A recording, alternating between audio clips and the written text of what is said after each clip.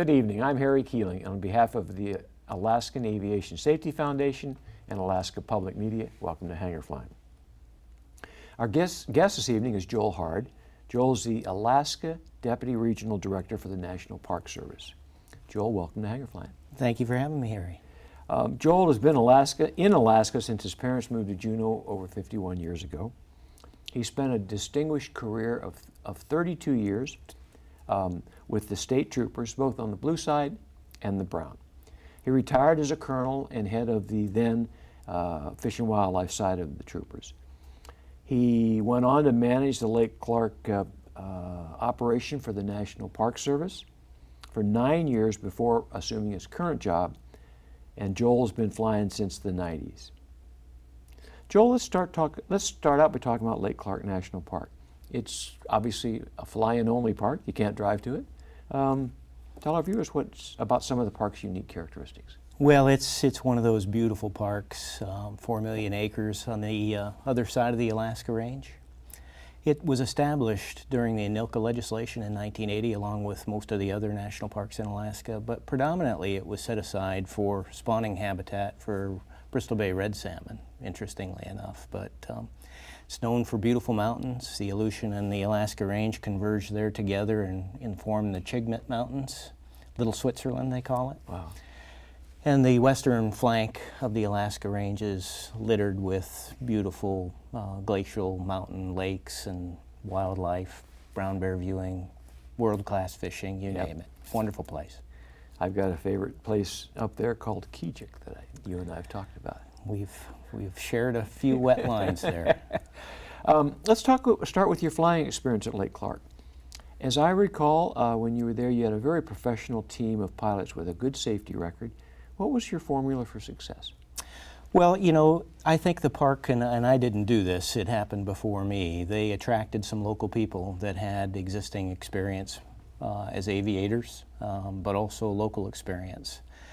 And they brought that skill set with them, and they matured the program accordingly. But a lot of it had to do with their interactions with the Department of Interior's Office of Aviation Services and the training components there, the routine clinics that were held. I mean, one of the annual occurrences at Lake Clark was a float clinic on the lake itself that brought pilots from around the state into that singular place and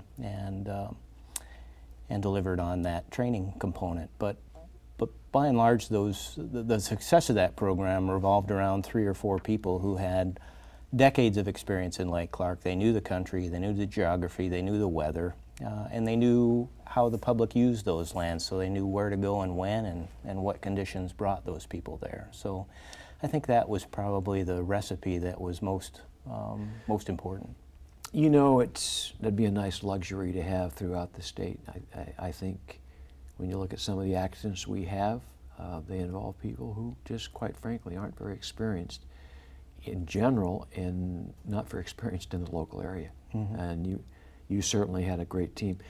When we've talked about this, you say that you need the right tools for the job. What does that mean?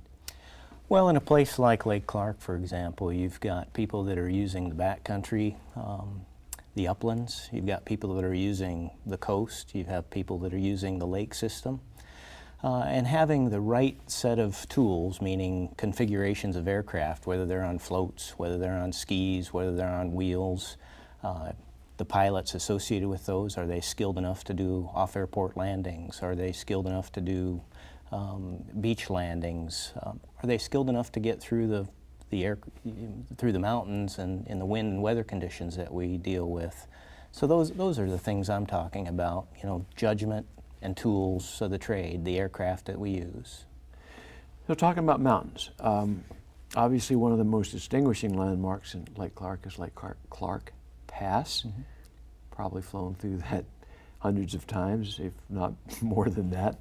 Talk about some of the techniques you use when you fly through the pass, radio usage, you know, traffic lookout, weather, those kinds of things. Well, it's a common pass. It's the lower pass through the Alaska Range to get to southwest Alaska, so it's commonly used. And there's some choke points.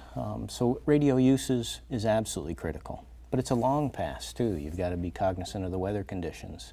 You know, talking to the pilots on the other end to understand weather conditions on the other end. All those things are helpful. We worked with the FAA shortly after I got to Lake Clark and configured some existing radio towers for weather observation and webcams. So now you can get online and take a look at what the conditions look like and see the east side of the pass and the west side of the pass, which, you know, I think a lot of folks originally were a little bit, you know, questioned whether or not that was the right move or not. But I think today, nearly a decade later, people are just very, very pleased by that mechanism, by that ability to see weather and understand the flight conditions before they ever start.